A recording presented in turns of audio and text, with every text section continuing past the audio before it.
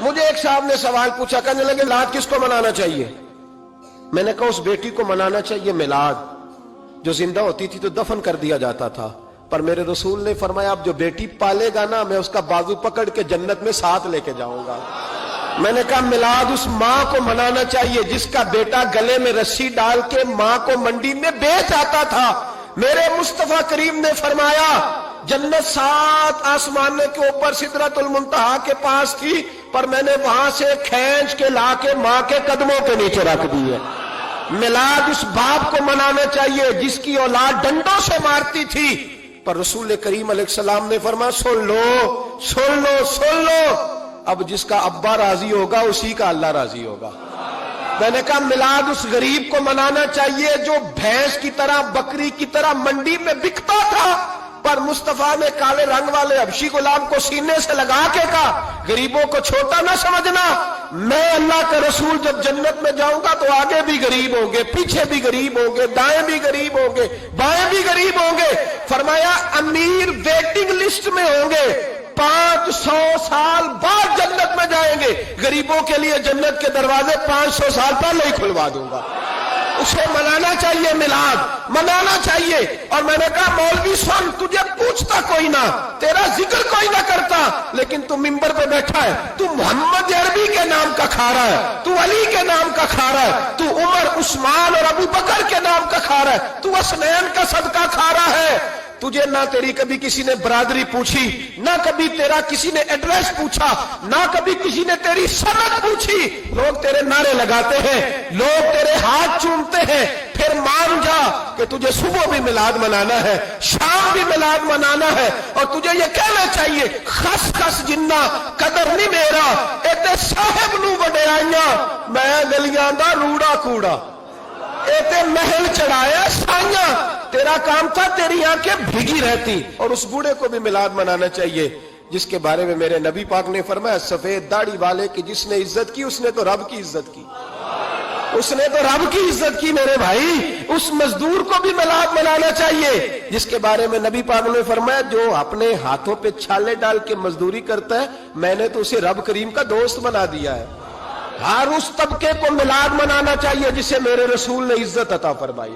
اس بہن کو بھی میلاد منانا چاہیے جس کے بارے میں نبی پاک نے فرمایا اگر کسی کا باپ چلا جائے اور اس کے حصے میں بہنیں آ جائیں، 4 بہنیں، 3 بہنیں یا 2 بہنیں بیاہ کے جو آیا تپے سے، میرے محبوب نے فرمایا میری انگلیاں جڑی ہوئی ہیں نا، اس طرح میں اسے اپنے ساتھ جوڑ کے جنت میں لے کے جاؤں گا۔ اس بہن کو میلاد نہیں منانا چاہیے۔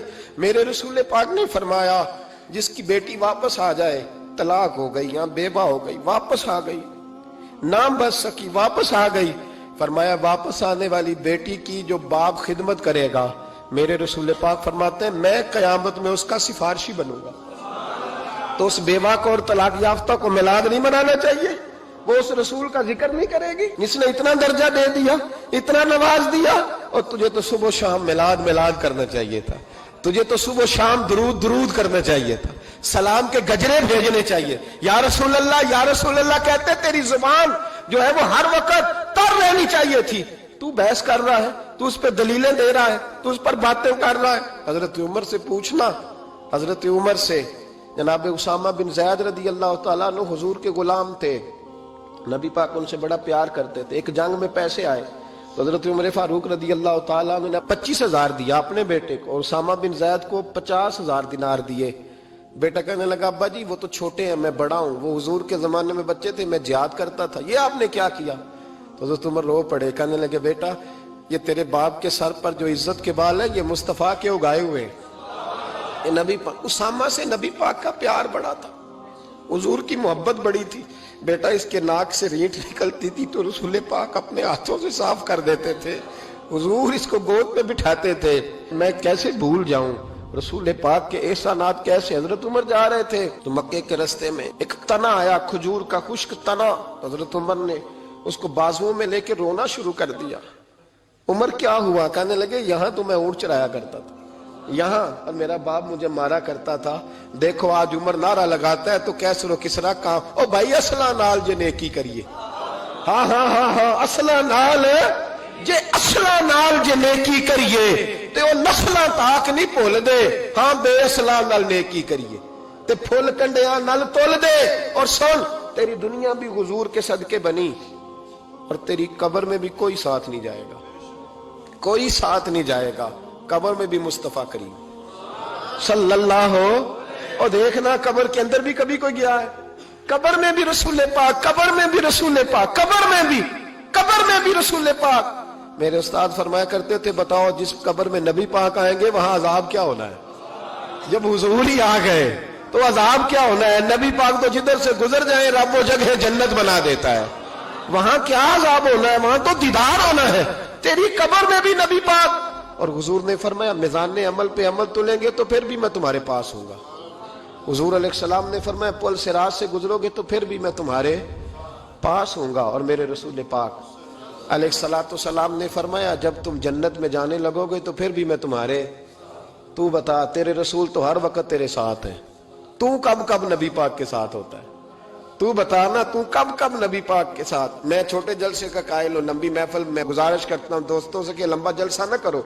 लेकिन एक जगह पे मैं गया तो एक बड़े पढ़े लिखे आदमी ने मुझे कहा, मौलाना इनको समझाएं, आधी रात तक बिठाए रहते हैं, इनको समझाएं। मैंने कहा मैं समझाऊंगा, पर आप भी जरा अपना लबो लहजा थोड़ा धीमा करें। तू तो पूरी रात नहीं नबी पाक के लिए जागा, और मेरे रसूल तो सारी हयात तेरे लिए जागते रहे, सारी सारी रात महबूब ने। क्या कहते हैं बरेली के इमाम आला हज़रत फरमाते हैं, उनकी महक ने दिल के गुंचे खिला दिए, वो जिस राह चल दिए हैं कूचे बसा दिए हैं, मेरे करीम से गर कतरा किसी ने मांगा दरिया बहा दिए, दुर्बे बहा दिए हैं। और अल्लाह क्या जहन्नुम अब भी न सर्द होगा? अल्लाह क्या जहन्नुम अब भी न सर्द होगा? रो रो के मुस्तफा ने दरिया बहा दिए, रो रो के मुस्तफा ने। और फिर कहने लगे रो रो के मुस्तफा ने उनके निसार कोई कैसे ही रंज में हो, जब याद आ गए हैं सब गम भुला दिए, जब याद आ गए हैं सब गम। इसीलिए तो हम कहते हैं मिलाद खुल के मनाओ। रसूल पाक का मिलाद बहाने करते हैं, बहाने वो करता है जिसने काम नहीं करना होता, जिसने करना होता है वो बहाने। आला हजरत ने जो प्रोग्राम दिया वो बड़ा लंबा चौड़ा है, कब तक का तुझे क्या बताया? आला हजरत फरमा गए हश्र तक डालेंगे हम, हश्र तक डालेंगे हम पैदाइश मौला की धूम, और मिस्ल फारिस नजद के किले गिराते जाएंगे, और खाक हो जाए अदूब जल कर, मगर हम तो रजा दम में जब तक दम है जिक्र उनका सुनाते जाएं।